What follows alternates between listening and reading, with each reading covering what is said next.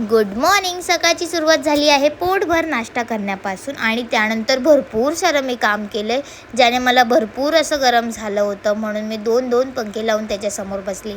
Finally 3-4 वाजता अंघोळ केल्यावरती जरा शांती भेटली मनाला. आज साडी घालायचा बेत होता, पण काय करणार, थोडं साडीमध्ये फॉल्ट झाला होता. म्हणून मी ती न घालता हा मॅक्समधून घेतलेला कुर्ता घातला आणि कसला सुंदर व्ह्यू होता यार, म्हणजे खरंच. आणि त्यानंतर मला आठवलं की भरपूर दिवसापासून माझं इंस्टाग्राम फीडवरती शिवाजी पार्कचे व्हायरल व्हिडिओ येत आहेत. ते कसले हे तर तुम्हाला समजलंच असेल. येस, फायरवर्क्सचे. म्हटलं ते फायरवर्क्सचे व्हिडिओ काढण्यासाठी आपल्याला एक साथीदार लागेल. पळत जाऊन घरी गेली आणि लगेच हा माझा ट्रायपॉड घेतला, जो की माझं खरंच खूप आवडतं आहे. म्हणजे याला व्यवस्थित सेट केलं ना तो खूप अप्रतिम काम करतो. आणि तुम्हाला जर याची लिंक हवी असेल तर मला नक्की कमेंटमध्ये सांगा. आणि पेट्रोल पूर्ण फुल केलं होतं गाडीमध्ये आणि आम्ही चाललो आहोत आमच्या दिशेने, म्हणजे दादर शिवाजी पार्कला.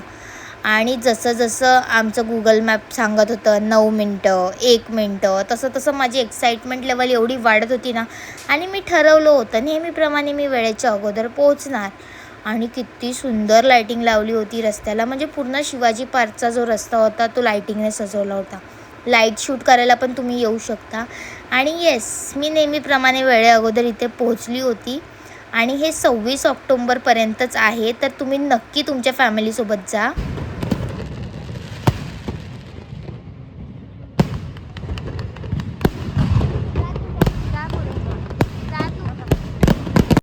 फोनने हा व्हिडिओ बघितल्यावरती किती सुंदर वाटला ना, तेवढाच इन रिअल किती छान नेत्रसुख मिळेल खरंच. आणि काहीही उशीर न करता पटकन भाऊबीज करण्यासाठी आम्ही घराकडे निघालो. आणि भाऊबीज वगैरे झाल्यानंतर आमचा प्लॅन झाला की आपण जाऊया पवईला. तर आम्ही ऑलमोस्ट 10 ते 12 जण निघालो तर होतो, पण पुढे काय होणार हे आम्हाला माहिती नव्हतं. चला तर मग. स्वतःच्या गाडीवरती आले, स्वतः जाईल, मित्र पाठवायची गरज नाही. असंच चालू असणार आहे. पण किती सुंदर लाईटिंग होती रस्त्याला. आणि या लाईटिंगच्या चक्करमध्ये आम्हाला समजलंच नाही होतो. फायनली आम्हाला स्पॉट सापडला होता, पण तिकडे पोलीस काकांनी फटके देऊ नये म्हणून गप्पा घरी गेलो. घरी गेल्यानंतर नेहमीप्रमाणे स्वतःच्या घरासमोरच फटाके लावले.